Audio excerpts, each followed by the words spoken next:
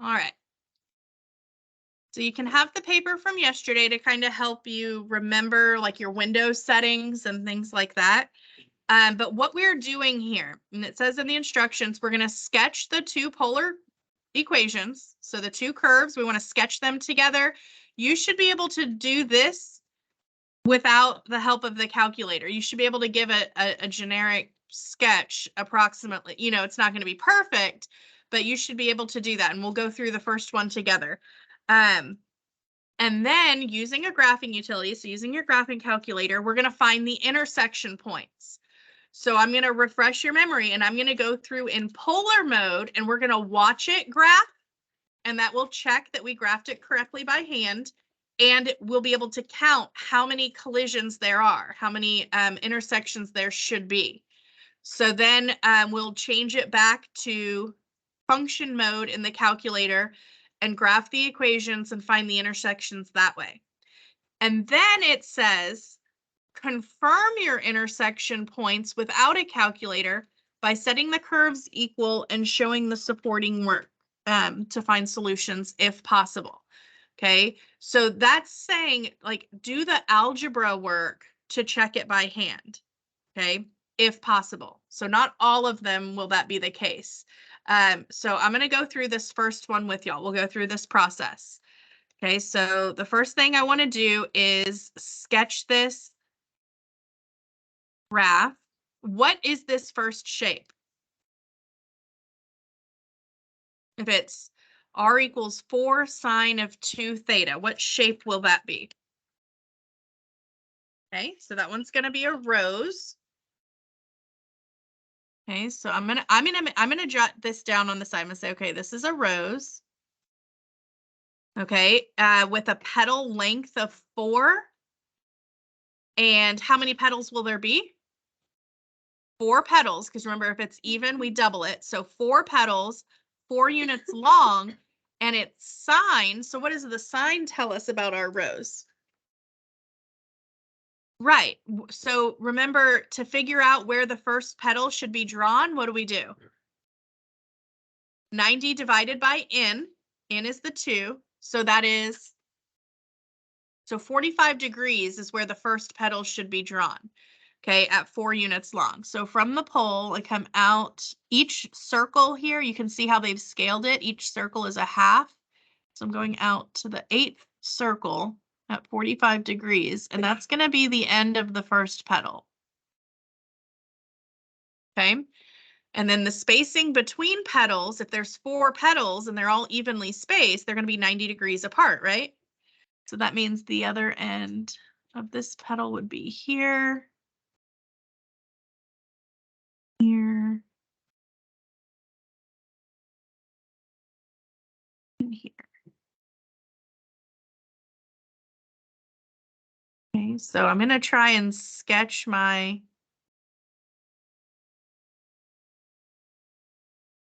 rose.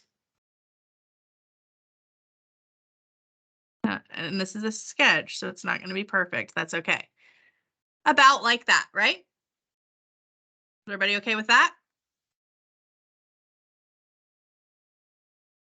Okay, so now I'm going to get another color. I guess I'll do blue. What shape is r equals 2?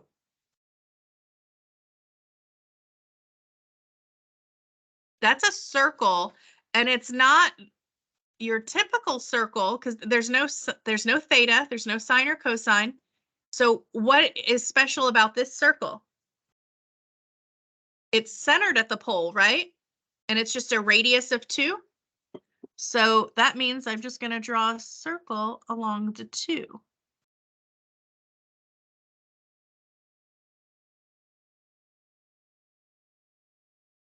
Didn't even connect that well, but you get the idea. Everybody okay with my sketching those? All right, so now I'm going to go and do my calculator work. I'm going to say, okay, remember that let me get to the, here, let me clear everything out. Second, this 7, 2. So I'll start over on this one for y'all. All right, so the first thing we need to do is check our mode. Okay, we're going to be, we can be in radian, and we want to go to polar mode, and we want to go to simultaneous mode. So polar, simultaneous, and we'll keep it in radian. Then I'm going to go to my window setting. Okay, so this is 0 to 2 pi. Remember the 6.28, that's 2 pi. Your step, you can change. Yesterday, when we were learning this, I had y'all do 0.01. So it went nice and slow and we could watch it. You can set that to something a little bit bigger, like maybe 0.05 or 0.1 if you want to have it go faster, but it's not going to be quite as smooth of a curve. Okay. And then you can leave it -10 to 10, or you can change it -5 to 5, since we know our rows, the furthest out it goes is 4. So it would fit if we went -5 to 5. We want to zoom in on it a little bit on our axes. Okay, so then I'm going to go to y equals, and I'm going to type my equations in. Okay, so the first one was 4 sine of 2 theta. The second one was just 2, r equals 2. Okay, so when I go to graph this, we're going to watch it and we're going to look for how many collisions there are, because that's how many intersections we should find. So there was that 1, 2, 3, 4. So did y'all follow me on that? So notice we didn't see that little circle at the end helping guide us. That's because I forgot to do what we did yesterday and go over here to my settings. If I do this to that, we'll be able to see the ends of it a little clearer. It just is a better visual for us. So let me do that real fast. Now we'll go back to the graph and you can see what I'm talking about. So now you can see it with the point. So there's one collision.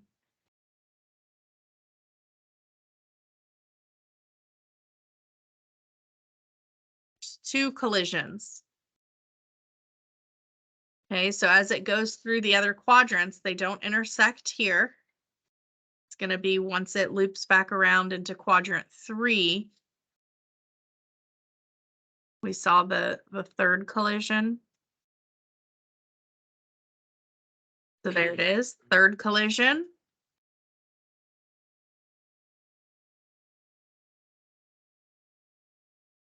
And then the fourth collision. And then they don't collide again as they finish. Is everybody good with that? And that looks, it doesn't look like a perfect circle in red there because our screen is rectangular and not square. Does everybody understand that? That if I change it, it's like squished. The spacing between the horizontal values and the vertical values isn't equal. That's why it kind of looks squished down in your calculator. Good?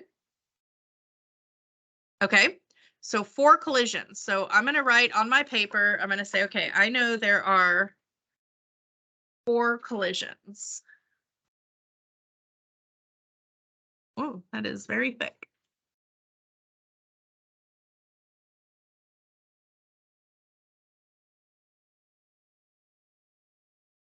Collision have 2 S's? No. So I'm a math teacher. Why is it not undoing that? There we go. So 4 collisions. If you want to go ahead and mark them, I'm going to kind of highlight where they are on my graph. Those 4 collisions, it was in quadrant 1 here and here, right? When it came back through. And then where were the other 2? Down here in quadrant 3 where they collided, where they crossed paths. So those were the 4 collision points. Okay, and you can kind of do an X marks the spot or a highlight, however you want to do that. But we're trying to find the intersection of those 4 collisions. So I'm going to go back to my calculator. So I'm going to find the intersection in the calculator.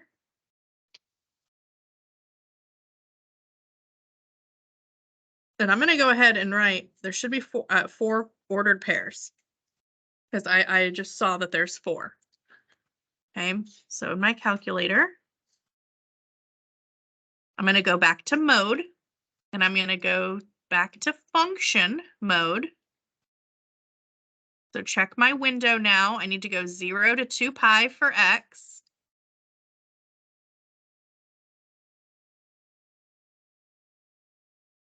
And then -5 to 5 should be fine for that. Okay, so now I'm going to go back and I'm going to type in y equals 4 sine 2x.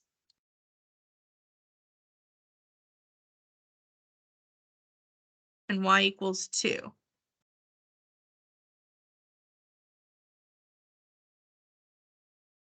Now, when I go to graph this, it's going to be the function form on the rectangular grid of what those graphs look like. How many intersections do you see there? 4. And that matches up with the polar graph, right? There were 4 collisions on the polar graph. So that's a good sign. Okay. So now we want to calculate where those intersections are happening. So remember, it's second, trace, 5. You get that little cursor. I'm going to start over. It doesn't matter which one you start at. I'm going to start at the far left, though. Okay, so I'm going to get closer to that intersection. I'm going to do my enter, enter, enter. So that first intersection is happening at, we'll just round to thousandths, so 0.262.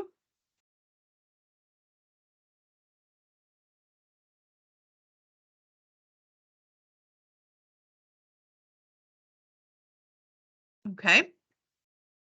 I'm going to go back and I'm going to do it again. I'm going to say second, trace, 5. But I'm going to scroll over closer to the other intersection. And now I'm going to do my enter, enter, enter. So that second intersection is happening at 1.309.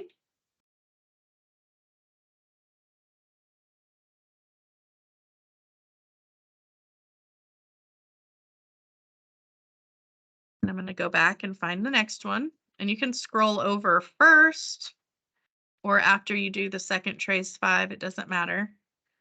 Oh, no, apparently it does. I need to scroll over after. All right, now my enter, enter, enter. So that intersection's at 3.403.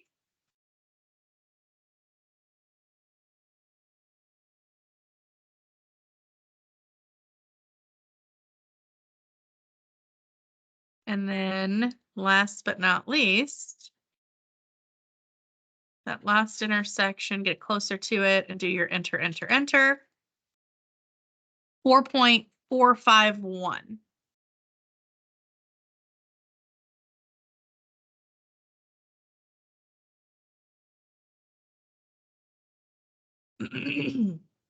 Now, what this means,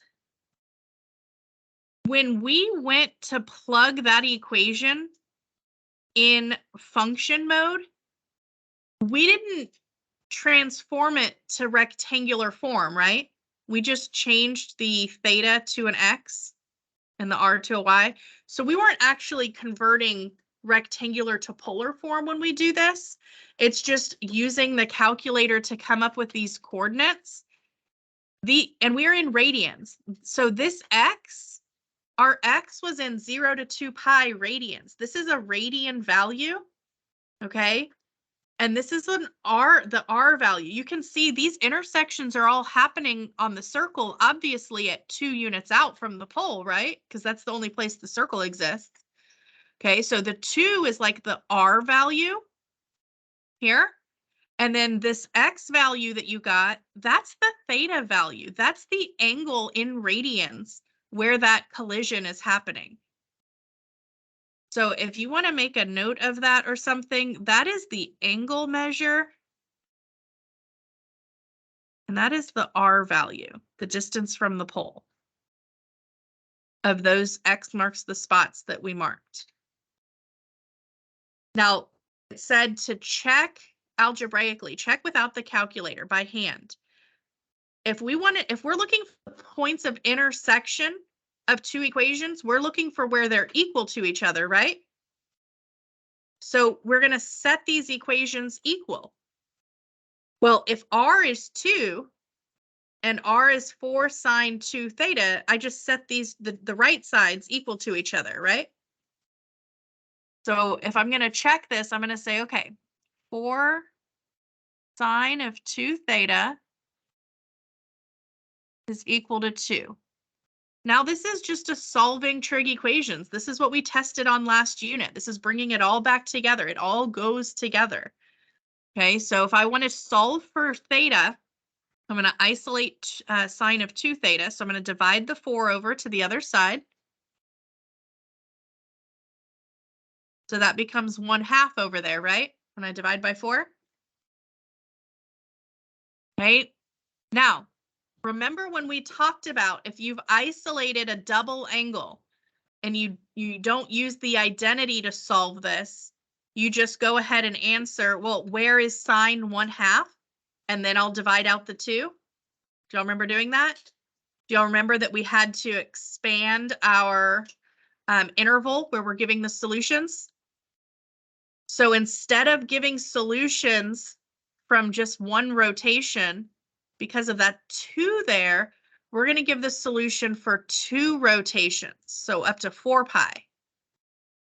So where is sine 1/2 on your unit circle?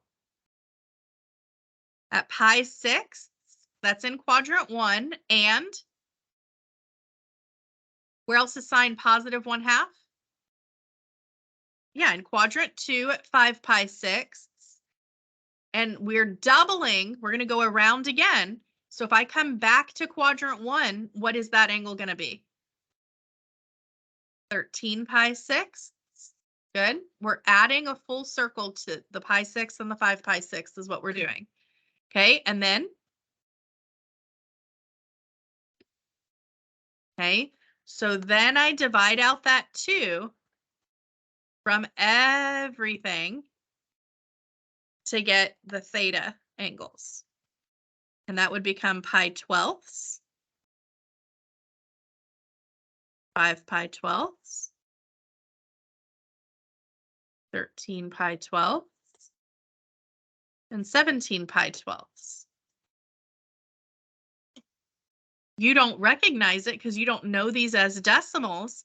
But if I go and say, well, what is pi 12ths? 0.262. That's what we got here, isn't it? That's pi 12ths. That's 5 pi 12ths. That's 13 pi 12ths. That's 17 pi 12ths. So we could find the intersections by hand, okay? But I've shown you the process of how to come up with that in the calculator to make it a little easier. Do y'all follow? Does that make sense? So at those angles and at 2 units out, that's where these intersections are happening. These lines that they have drawn out, this is at pi 6. So halfway to pi 6 is pi 12th, right? So you can see that's at pi 12ths is the angle and 2 is the r. That's that first intersection. This one is at 5 pi 12ths. Did everybody make the connection? You see how those are the same? Okay. And this is what we're wanting. These are your answers we're looking for, but I want to make sure you understand what those answers represent. It represents those points of collision when the polar graphs are drawn. Good? All right, so that's what you're doing. So you have 5 of those to try on your own to practice. And then I gave you the second sheet I gave you is that second sheet should maybe take you 10 minutes or so. You could do that maybe in advisory if you don't have time in class today, just kind of a refresher, like, can I match these graphs and equations and Do you have the hang of understanding the form of the equation, what shape it graphs, without doing it in a calculator? You've got to be able to do that without a calculator. The only thing you're going to have the calculator for would be to find these intersections. This will not be on the quiz tomorrow. We're not going to quiz over this since it's still so new. We're just practicing it today. But everything on Polar before we started the technology will be on the quiz tomorrow. Good? Right. All right, so